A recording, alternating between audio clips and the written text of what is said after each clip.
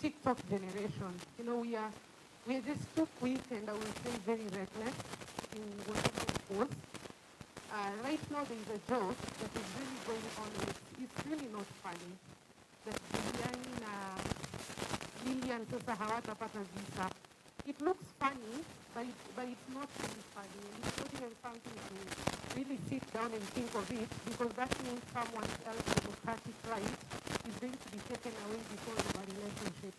And a lot of women, I'm actually a fan of Twitter, but I'm really so terrified in growing my profile on Twitter, thinking that one day I can just find myself somewhere, and then in the morning, I don't know what the hashtag would be. I really don't know what the hashtag would be. One day in the morning, I just wake up and a hashtag is something there, and you find, I don't even want to mention their names, and you find people really trolling you, and I do not even understand if we really know the impact social media trolls has on our mental health. It makes you have an imposter syndrome. And the moment you're a woman in Kenya, let's start with you're a young woman in Kenya, and you find yourself with an imposter syndrome, there's nothing you can ever wake up to do without questioning yourself twice. Like, hey, I've taken a picture today. Is my skirt too short? Magoti zimeonekana. Nimesema nini? Nimeipot vizuri. You know, you can't, social media sometimes does not give us that space to be ourselves. We just want to sugarcoat it, or we just want to look good. You know, LinkedIn makes you look so professional. When you go to Instagram, it makes you look so classic. When you go to Facebook, to be honest, I will just put it, it makes you look like a small baby, because that is honestly a space where a lot of us don't go there to think. We go there to look at memes to laugh. So social media really plays a very major impact. We could not even starting to speak about what the mainstream media does with its refreshing, or I don't know how to call them, those two subtopics or those two headings that they keep, you know, instead of you just mentioning Pauline Juma, the governor of Kajiado, if you start with Pauline Juma, the wife to blah blah blah, who's the governor of Kajiado. So that rephrasing is really playing a major role in diminishing women. Yeah.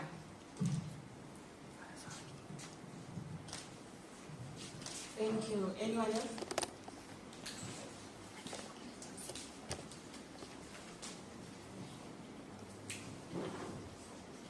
I think from a legal perspective, you will bear me witness that because of social media, fanning offenses and crimes and infringements to human rights that even the laws we have today cannot address. I say Zipporah is, and then he says, he adds on to that, the offensive thing I said. Nelly back there says, Maureen back there says. So how does our law protect her? If it was only I, when it was only I, she would easily sue me for defamation and get a remedy for the offense I committed. But now we are in a thread of 100, 1 million. So what's her remedy in law?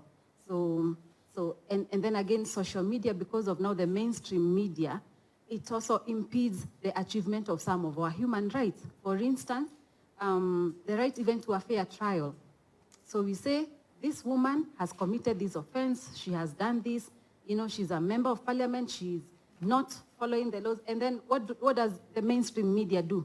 They run with the narrative of the accuser. The narrative of the accuser, without giving the victim of that offense the chance to give a rebuttal. So we need to be very careful, and I think we need to put in place very strict measures, legislative measures and policies on offenses committed on social media.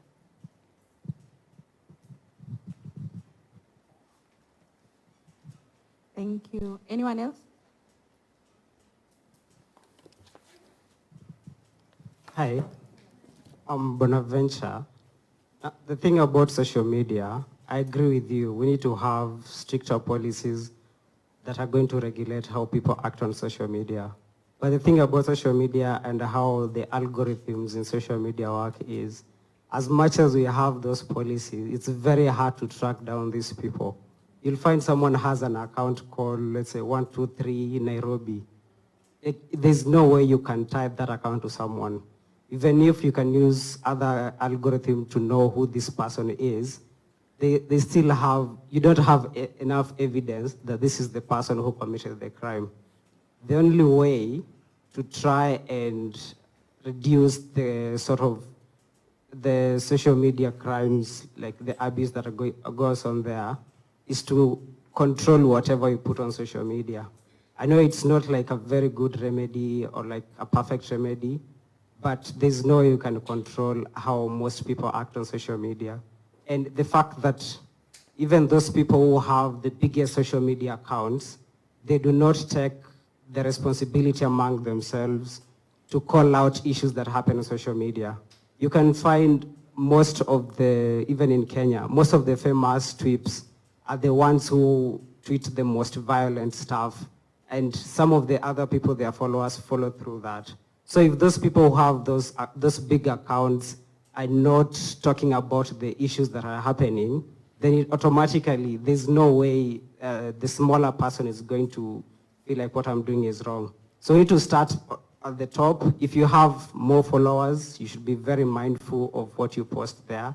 From there, even if the government is very, like sort of finds these people and takes them into account of all they post, that all the other people will now think of what they're posting there. But again, there's the issue of freedom of expression. Someone has a social media account, they have a right to an opinion. As much as their opinion is very wrong and you don't agree with it, they have a right to an opinion. But again, now that is where I'm sure even legally, it becomes very hard to prosecute such people. And even the wording that comes there.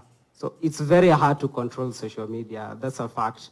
Also, there's this issue. Now, you've posted something there, you feel it's offensive, even if you take it down, there are always other accounts that are, other websites that are backing up everything you post. So whatever you posted even 10, 15 years ago is still available right now, even if you delete your account or you do anything like that. It's very hard to regulate social media. The only thing we can do is see how we can manage what you post there, and those people with big accounts, let them be responsible of and mindful of what they post. Yeah, thank you.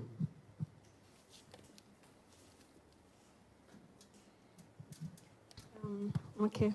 I also think there's the use of humiliating images. I think Honorable Njeri had spoken about it in the morning, where people dig deep into your TBTs and all those things, and then they would just want to bring them up to actually just humiliate you and to make you feel like now you're in the wrong space. And like for me during the campaigns, I used to wear I subscribed to that. I used to wear what I used not to wear before campaigns, too many long things, and just congested sana, because you also have to look presentable. And sometimes someone could just bring a post and a photo grid of the other side of you, just, you're not like you're badly dressed, but maybe you're in a trouser or something versus what you're wearing, and they'd just be like, only hypocrite to a siasa and all that. So, yeah, and then there's also, and also online, the fact that you can be anonymous on social media really gives people a lot of opportunities to be able to bully and to harass people online. And it usually starts with harassment, and then which may lead to threats, and then from threats to violence.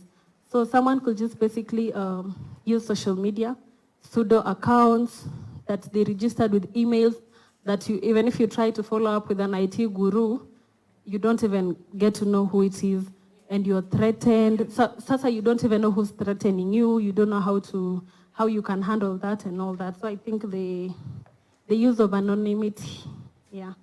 I also saw a post by the United Kingdom's Health Secretary, who once posted that heartbreaking to see the number of colleagues stepping down because of the daily stream of online abuse no one in any job should be abused in this way. Surely we as a society can be better than this. So that's to clearly say that all over, in the political space, it becomes more tough for women. And then finally, on the media and blogs. I personally have an experience with these blogs. You know, nowadays, blogs do even better than some mainstream media. So you can go have your interview, say, uza sera zako, do everything. But how the blogs will put what you said is actually what determines who you are sort of in the online space. So, for example, online, there is this page called Nairobi Gossip Club. They usually share anything that I do, and they start with environmental activist or environmental advocate. And then there is Mpasho. Sijui, when I considered defeat, I remember the first thing I saw, Anita Soina, ex to so-and-so, concedes defeat. And they don't write that for men, you know. So it becomes, I usually love to remind the media that they're actually the ones that shape the society. They're the ones who can decide to shape what we read online to, in a better way or in a better direction. But you see that I know controversy sells, but sometimes it's so unnecessary. Like I have a name, X to so and all those things. Yeah, thank you.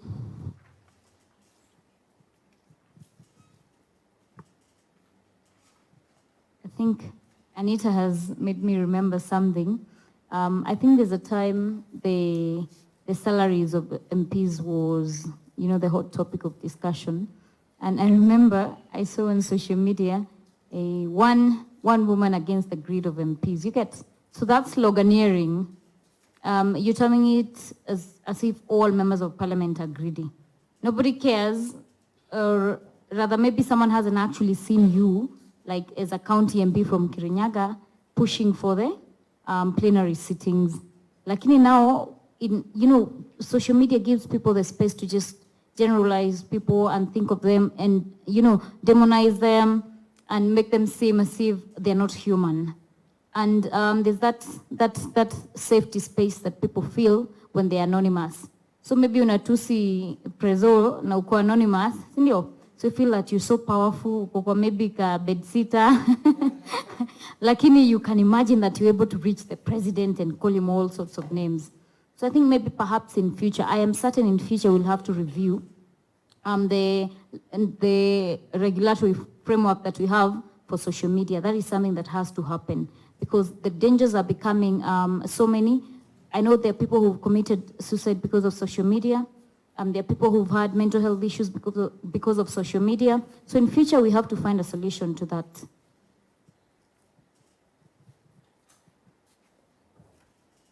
There's just one thing I'd like to highlight real quick. Those of us who had said something about Twitter bigwigs and these guys with influence on social media spaces, the one thing we also have to recognize, as much as some of them are anonymous, some of them are known and are paid by political parties, by leaders, to actually give those violent, bad messages that they put online. I think it's time we started holding these guys who pay them accountable. Because sometimes they even say who pays them. Sometimes it's insinuated, but no one really follows up. No authority actually follows up to make sure, are they actually getting paid by these people or not? So going forward, I think that's something that we need to follow up. And another thing also, we need to realize, as much as sometimes the law does not specifically give provision for a certain thing expressly, the law is also dynamic. It changes. And when you go to courts, you will find, yes, sometimes there are cases that come, that maybe the law is not very clear, but the courts, they apply, they interpret, and they do what's necessary. They also borrow from other jurisdictions. There is a case, I forget which one, but if you follow me later, I'll find it for you. It's a Kenyan case, and it was used to show that, you see, like it was pertaining to defamation, but this can also apply when elections are going on because they spread a lot of misinformation on purpose. So in this case, they were saying, as time has passed, there have been developments, and this has caused the law to also change. And in so doing, it recognizes that, defamation is usually two types. There's slander, there's libel. There's the one that's in print, and there's the one that's word of mouth. Now, what they're saying is, this one that is print, that whatever is published, now also includes social media posts. So if you find a social media post that is defamatory or that is spreading this kind of misinformation of violence and whatever, it can be taken action against.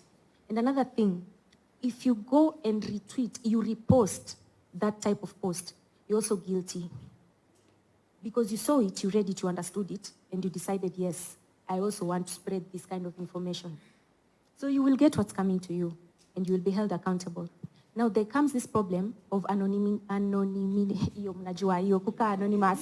that one. Sasa, with that problem, yes, there might need to be some changes, maybe amendments to acts like Computer Misuse and Cybercrimes Act. Yeah?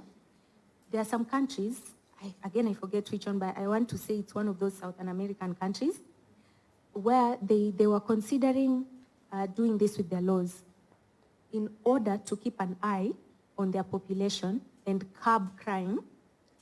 They wanted to make it such that they are able to pinpoint the IP, to pinpoint anyone, anywhere, as long as they have used the internet in that country, regardless of how anonymous you want to be, as long as there is threat of a crime being committed or a crime actually being committed. Of course, now there's this danger of, okay, where do you put the checks and balances so that we are not an authoritarian state and whatnot? But if that thing is done carefully, with actually the welfare of people in mind, just genuine care for people and wanting to curb these bad practices, then maybe it can be a way to do, it can be one of the ways we can use to do away with these guys who use anonymity behind the keyboard to attack our female candidates.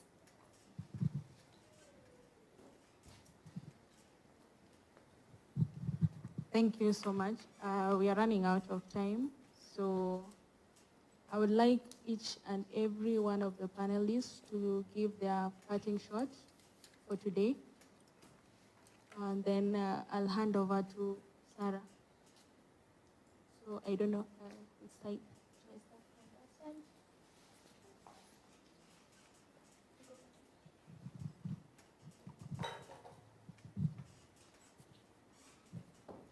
Let me begin by saying thank you to the conveners of this session. It was timely.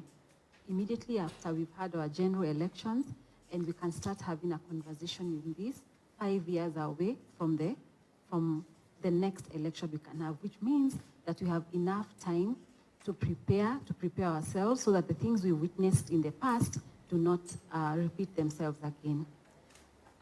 As a parting shot, I would pray for women. Let education and enlightenment give birth to liberation. Most of us know what our rights are. Most of us know, we know, but we don't pass that on to, we don't gift the benefits of that education and enlightenment, number one, to ourselves, and we also don't pass it on to the ladies and the women, the girls who come behind us. So women, let's be liberated, and then let's liberate each other. Thank you. Good afternoon. My parting shot would be to the people who would like to join politics. Don't be deterred by the stories that we've given. That's just a rite of passage. Saa ingine inaitwa baptism by fire. But if we want to bring change, then it has to begin with us. We are the ones to bring that change, and I usually say that, and especially for you young people, you have the time, you have the energy, and you have the innovativeness. I don't know whether to call it that, but you people are very innovative. So please, join those spaces. You know, I usually say, women, we are 52% of the population, and when now we join with the youth, we are 75%. What can't we do? We can bring real change, but now it needs to begin with us. One of the things I usually also say about education is that it's an equalizer. It equalizes the child of a poor person and of a rich person. So basically that's why I've been doing library projects, because I realize that we are no longer a reading culture. We don't read like we used to. when I was in primary, we used to have a library lesson that was a must. And so let's try and cultivate that culture, even in our own communities. Because the moment we read and the moment we realize what our rights are, then we are able to fight for those rights. And then we are able to empower people that you don't have to take that 50 shillings because it will only sort you for that time. And we need sustainability, not handouts. So let us spread that message and don't fear. Ingieni kwa hiyo space kabisa. Tunahitaji usaidizi. We need to be there. Because then if we don't, we keep on electing the same leaders. And that is what is happening. We elect the same leaders, then they elect their friends into the cabinet or into the positions, and then we lose out. So let us try as much as possible to be in those spaces. So have a good day. Thank you. So first of all, I'd like to thank the conveners of this forum. It has been a very good space for us to interact, network, and to meet amazing people that we've not met before. And also for the panelists for even sharing your emotional stories that I'm sure you don't easily share out there because you can easily break down. And also to congratulate each one of us who also made it here. Mine is just to also emphasize on Mahatma's quote, that is, be the change that you want to see in the world. We have so many challenges, but we also have the opportunity and opportunities for us to also try and correct what we feel is a mess. Let us not go to the same paths that we complain about.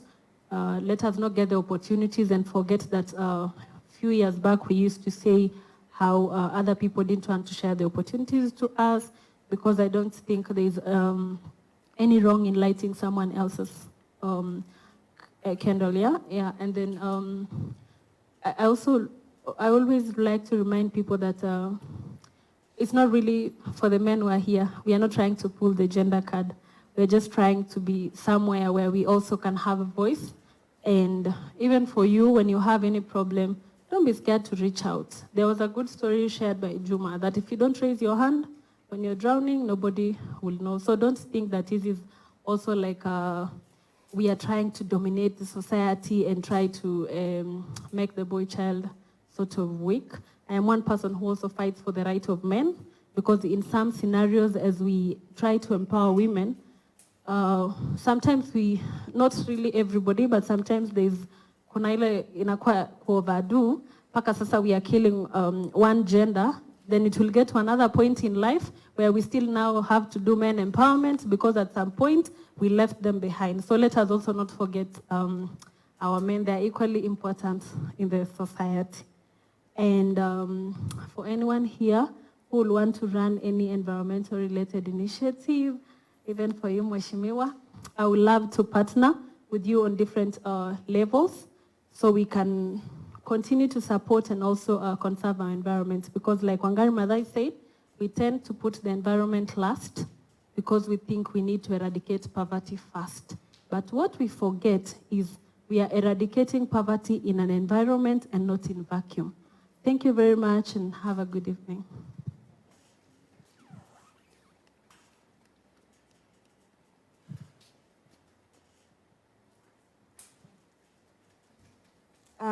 My parting shot will be, as an individual, let's safeguard contacts that you can reach out in terms of when you're in danger. Have a contact that you can always reach out, even if it's the OCPD or the National GBV hotline, it's 1195. Those who look forward to going back into politics or just starting into politics, go with the wave. Whichever party that's dominant, it will be easier for you to win. Let me say that, to win. And above all, in whatever space you are at, advocate for what you believe in, remain unafraid and unbowed. Challenges are there, but they are there to make us better. And whatever kind of pressure you're going to go through, just know that you can come out.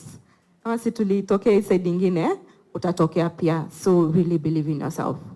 In terms of being trolled online, nafikanga wakati mwingine unakunja shati fungua pseudo account, name it a man, pigane, because people don't question what men say. Jiite karaoke, jiite Omondi, pigana na watu wa huko. Sawa sawa. Tumesikia. What I'd like to emphasize on is what Anita said, be the change you want to see. It starts with me and you.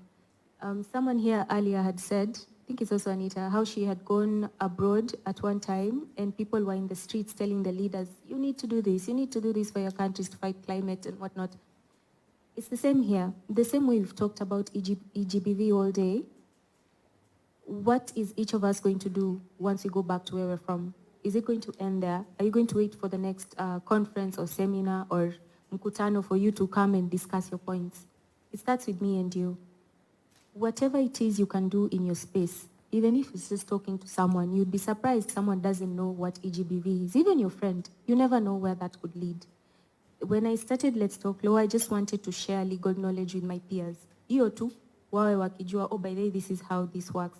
But the way it has grown and the doors it has opened, I would have never, ever, ever imagined. You start with something small, Mungu anakufungulia njia, anakufungua macho, you make an impact you would have never thought possible. So as much as we have discussed today what the government needs to do, what organizations need to do, what laws we need, when you live here, the most important question to ask yourself is, what will I do to change this narrative? By the time the next election cycle comes, nitasema nilifanya nini to make sure this never happens again.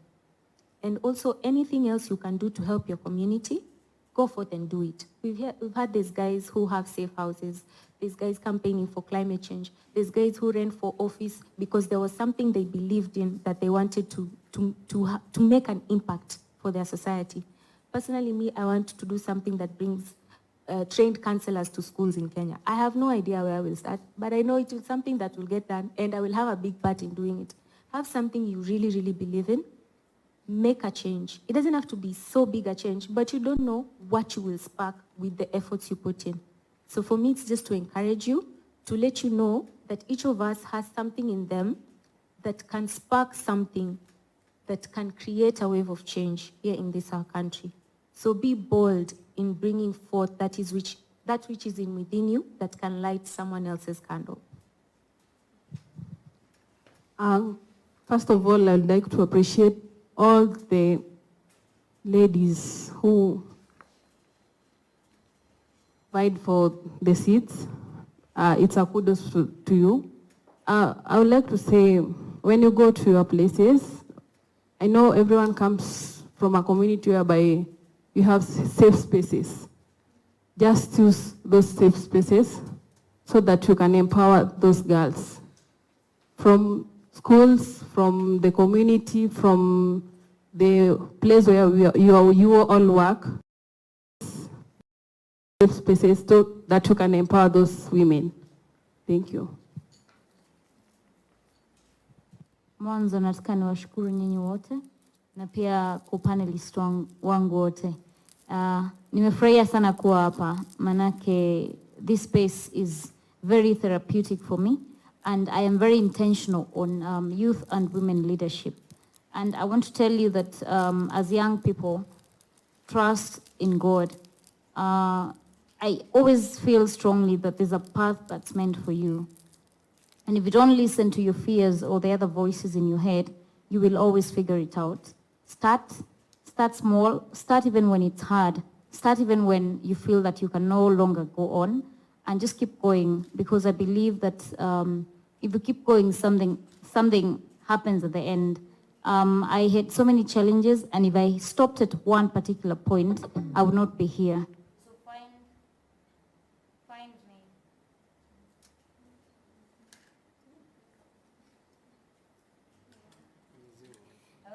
I don't do my test.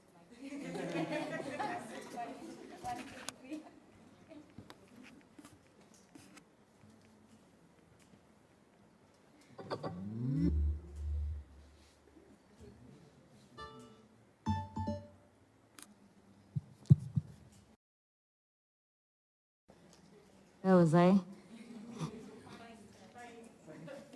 I said find.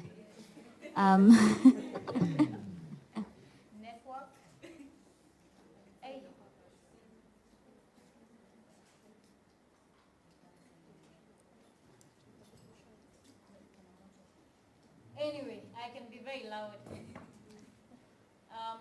Network, invest in people. Politics is all about your social capital. I remember when I started out, I did a small fundraiser, and I can tell you, barely nobody showed up because I had not invested in my social networks. So if you want to buy in the next election, start investing now. Na sisemi wale mabishke wa form ni wapi leo. You get, of course you keep those but invest in networks, because you find that when you start buying, things get huge. Our mabishke wa form ni wapi leo, they will not come to you. So you need people who understand the gist of politics in Kenya and what they tell you. Also set boundaries, do not allow people to use or abuse you. I don't believe that just because you're vying for a particular position, you should be, doing some things which are beyond out of your character. You feel that this is not right for you, and your conscience tells you that it doesn't sit right with you, do not do it. You cross those boundaries, you never go back. And you see, politics is a lot of bloodlines.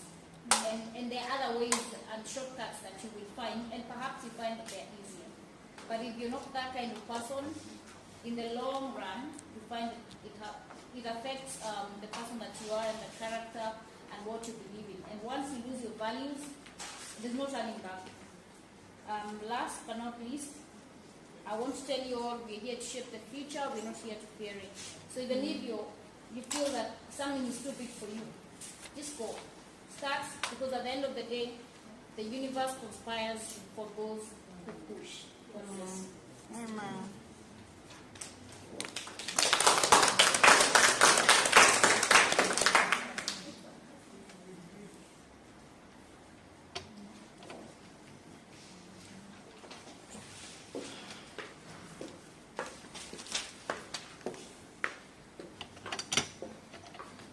I hope it's working and it's not.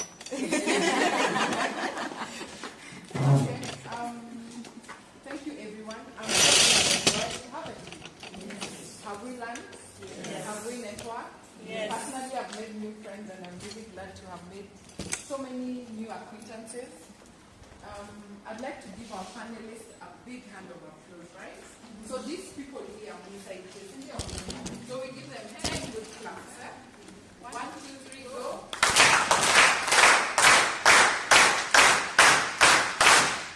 And thank you very much. Thank you for taking the time to come and share your stories. Some of the stories were very moving. I think when you're on this other side, you don't know what exactly they go through. I think we've gotten a better insight of what it takes. And now that you're on the other side, I heard you saying that the veteran politician women, wameenda na wameenda, they hardly look back. I hope that you will look back and be the support system for the younger politicians who are coming up, right? And to this end, we have made a few networks. We will see how we will support this initiative and move it forward. So we are very grateful. As we wind up, I think we will have the gift giving session. We shall appreciate our facilitators. I'm sure the first facilitation has come. Meona? So we will give you the second one. Yeah.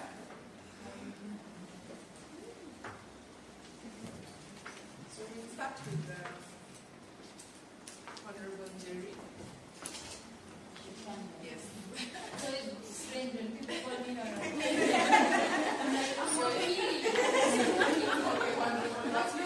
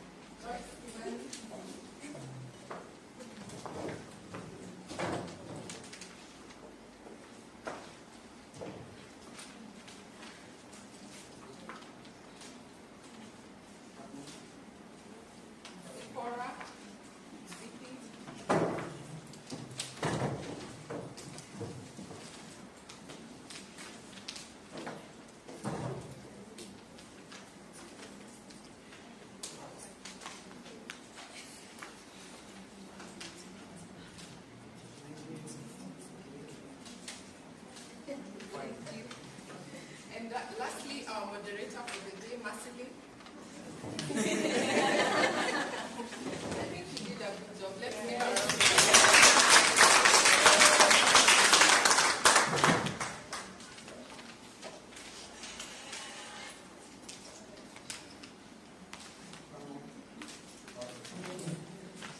So as we close, I hope you have made friends and made contact.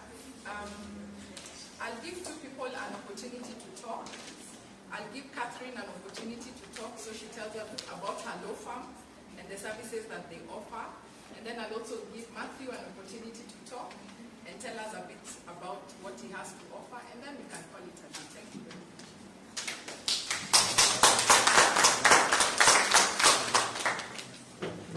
The mic is out.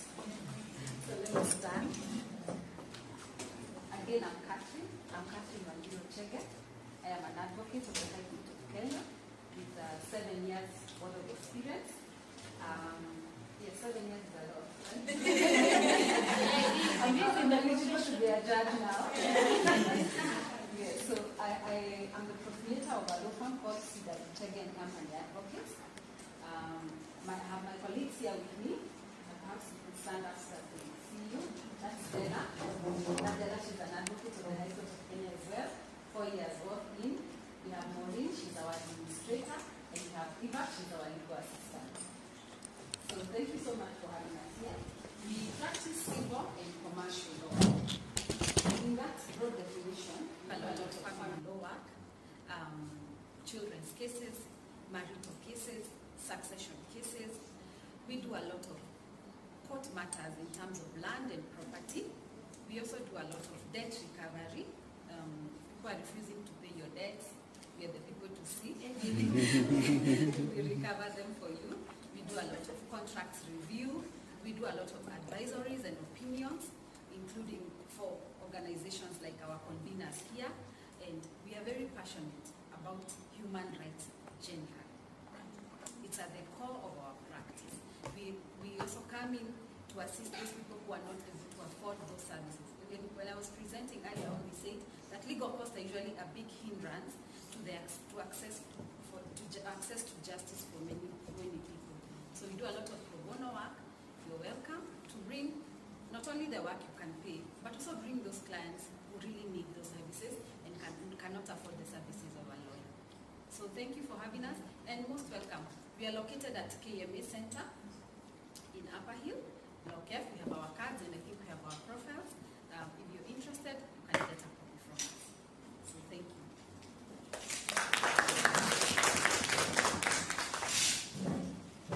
Good afternoon. Yes, my name is Matthew Mundi. I'm a financial consultant by profession. My background is in mathematics and computer science. So at the moment, I'm a resident financial consultant with Jubilee Insurance. Our head office is in Westwood Street.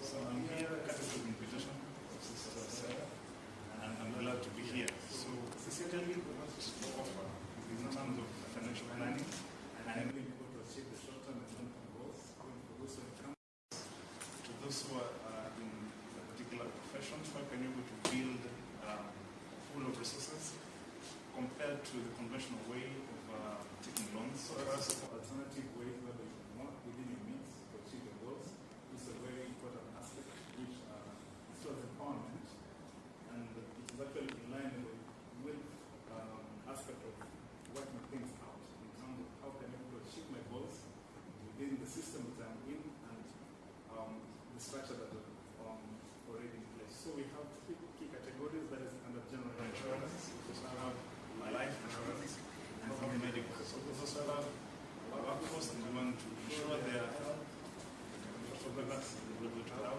and also looking towards retirement, because when it's all said and done, we've worked 2 years, we need to look into the future. Actually, generally within society, people have a short-term perspective, but the moment you start having a long-term perspective, you open out to what about your life into the future, and you're able to plan into the future. So, in a nutshell, that's what we offer, and I'd like to start with you, even to come to a focus where you can able to enlighten people on how they can able to plan their lives. More than glad to give how. So, yes, I'll be able to be at the door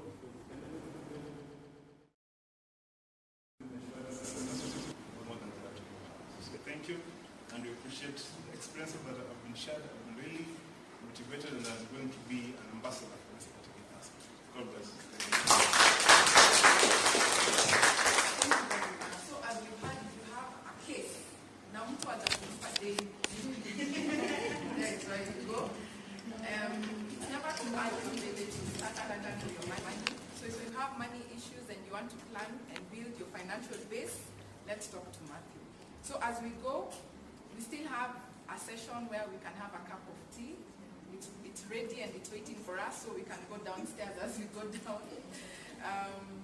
And then there's if you want more photos, or if you're interested in taking photos with your friends, there's still an opportunity down there. And lastly, for security purposes, we will sign out and write our IDs as we go out. It's the policy of the institution. So my name is Lydia Tango. I'm the WILPF president. WILPF has been there for over 100 years, and we have different branches all over the world. Actually, they say it was the first NGO that brought women together during the World War II. So we've been there for so long. We work with so many other countries, and we do a lot of work with women and children. Okay? So we are open to working with all of us and partnering, and we are always there to support the youth and the women agendas. So thank you very much, and I wish you a good evening.